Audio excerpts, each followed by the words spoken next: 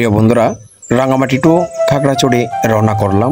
আপনারা দেখতে পাচ্ছেন রাঙামাটি থেকে খাগড়াছড়ি যাওয়ার পথে রাস্তার দুই পাশে রয়েছে সবুজ প্রকৃতিতে ঘেরা সবুজ লতাপাতায় ভরপুর বনাঞ্চল। রাস্তার এক পাশে দেখতে পেলাম শিক্ষা প্রতিষ্ঠান উচ্চ ক্যাঙ্গালছড়ি সরকারি প্রাথমিক বিদ্যালয়। রাস্তার এক পাশে দেখতে পেলাম পাহাড়ের সরু রাস্তা বেয়ে চলাচলের রাস্তা।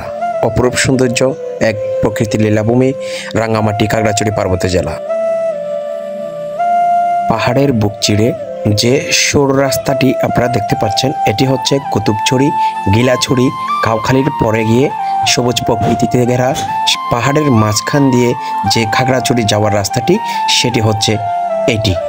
যারা দূর দূরান্ত থেকে সারা বাংলাদেশ থেকে পার্বত্য জেলা দেখার জন্য আসেন রাঙামাটি খাগড়াছড়ি বান্দরবন, তাহলে এই স্থানটি আপনারা পরিদর্শন করে যাবেন, না হলে আপনারা বুঝতে পারবেন না সবুজ প্রকৃতিতে ঘেরা যে সবুজ বেষ্টনী রয়েছে সেটির সৌন্দর্য কেমন। খাগড়াছড়ি যাওয়ার পথে এটি হচ্ছে মাইছড়ি বাজার।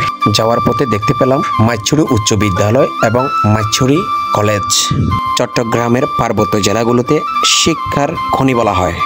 সবুজ প্রকৃতির সাথে মিশে ভালো জ্ঞান অর্জন করতে পারে। উচ্চশিক্ষায় শিক্ষিত হন সকল পার্বত্য জেলার জনগোষ্ঠী।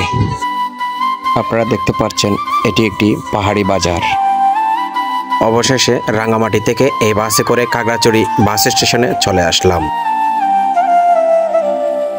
খাগড়াছড়ি পরিবহন রাঙামাটি টু খাগড়াছড়ি, খাগড়াছড়ি টু রাঙামাটি। আর শান্তি পরিবহন হচ্ছে খাগড়াছড়ি টু চট্টগ্রাম, চট্টগ্রাম টু খাগড়াছড়ি যাওয়া আসা করেন প্রতিনিয়ত।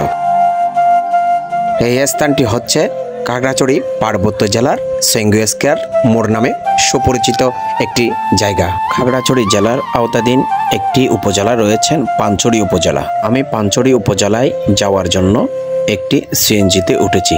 সিএনজি ভাড়া হচ্ছে 80 টাকা। সেঙ্গু স্কয়ার মোড় থেকে পানছড়ি যাওয়ার ভাড়া হচ্ছে 80 টাকা। আমি এই মুহূর্তে খাগড়াছড়ি সদর উপজেলা পার হচ্ছি। আমি 29 কিলোমিটার দূরে গিয়ে পানছড়িতে অবস্থান নেব। আপনারা দেখতে পাচ্ছেন গাড়ি খুব দ্রুত চলতেছে। এক সময় এই রাস্তা দিয়ে পিঁপড়ার মতো গাড়ি চলতো, যাতায়াতে খুব কষ্ট হতো। আলহামদুলিল্লাহ এখন ঠিক হয়ে গেছে। কথা বলতে বলতে আমি পানছড়ি উপজেলার মেইন স্টেশনে চলে আসলাম।